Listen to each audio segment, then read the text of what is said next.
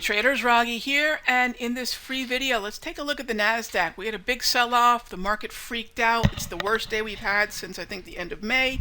And of course, the market's in full-blown panic because it seems like the FOMC is subtly messaging to the market they're not quite as dovish as perhaps the market thought they were.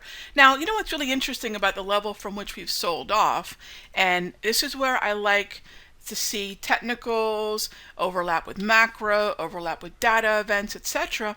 The S&P more so than the NAS, but the S&P has been saying for about the last 3 sessions that we are at a standard deviation from which we exhaust, which is about the 165 standard deviation on the V-score, and then also what amounts to about a double top along, you guessed it, the 2950 major psychological level. So that basically is a level from which we would expect at least a pause. I don't assume that a pause or a stall is immediately going to become a reversal, but that is the precursor. And because this market is in chop, it makes a lot of sense that we're seeing some weakness here. And perhaps, look, we've kind of reached a point at which the market may want a very emphatic messaging from the Federal Reserve, from the members. We did have some Fed speak today. And, you know, here you are at a threshold where you really need a little bit of a nudge, and we just simply did not get it. Now, you take a look at the NQ, and one of the things that I like to do, and I'm going to show you here in just a moment, is I like to take the NQ and just sort of, as I like to say, crack it open. Let me show you what that looks like here. All right, so this is a multi-chart layout. I know it looks quite busy at first, but here's the easiest way to read this. Focus in on the double green, or at least the green yellows on this chart. Now these are names that are the heavily weighted names in order in the NQ futures or the QQQ ETFs. You can see there's a lot of green yellow, but there are only 2 double greens. You'll see Pepsi is one of them, and the other one is Microsoft. So those two become my relative performance leaders. That's how quickly I can assess that. Those become my relative performance leaders within the NQ or the QQQ ETF. So NQ futures or QQQ ETF. So Microsoft and Pepsi. So if I get a pullback in Microsoft, a sizable pullback in Microsoft, or a sizable pullback in Pepsi, those are going to be my 2 preferred pullback buys. Pepsi hardly budged, acted like the relative performance outperformer really that it is. And Microsoft, a lot of chatter about Azure, a lot of chatter about AWS versus Azure. Nonetheless, Microsoft really sold off in a way which is what we call a 2x move. Now there's a tool that I use, it's the best tool that I know to measure volatility. And it's a tool called AutoChartist, and we use this volatility analysis daily. 2.4 is the upper end of the historical probability for Microsoft's typical price movement.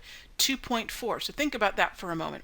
Now, what we had today in Microsoft was a high. Now take a look at the high there. I know it's a tiny little font, really small. It is a 137.59 high, and the low there was 132.73. And that gives us a price movement range, if you subtract those two, of 4.86. That's 4.86 points from top to bottom. All right, so what that means is if my typical price movement range expectations is 2.4, and we get let's call it 4.8 or even 4.86, this is what we call a 2x move. This is a full tilt move for Microsoft. The 68% probability for price movement is this. We doubled that today. That's what I mean by 2x move. So that's a pretty exhaustive move. Anytime you get something beyond the 68% probability, even beyond the 32, and I get a 2x, I'm really going to be relatively aggressive about wanting to get long that name.